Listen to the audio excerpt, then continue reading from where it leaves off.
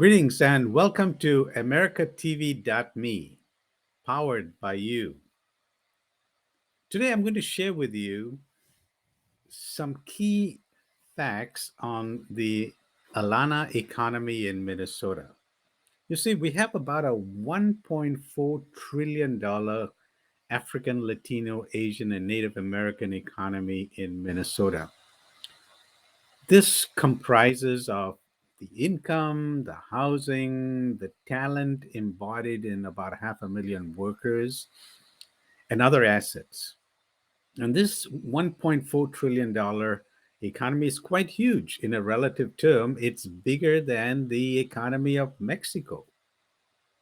And this ethnic economy generates about $3 billion in taxes every year. And the workers, the Alana workers, help produce about $200 billion in goods and services in Minnesota. And that in turn generates around 24 billion in taxes. So it's a very powerful engine of economic growth. Our youth in higher education, they contribute about $1 billion in tuition, their hard-earned money for their education.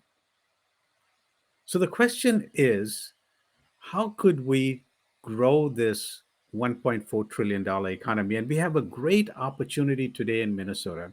We have a $9 billion surplus. Yes, $9 billion surplus.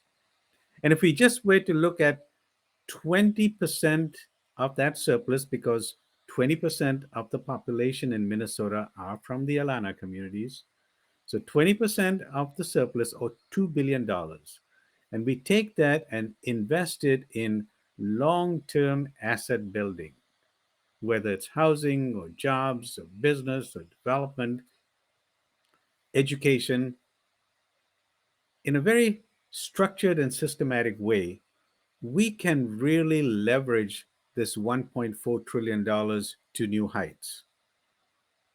And we have a unique resource in our power.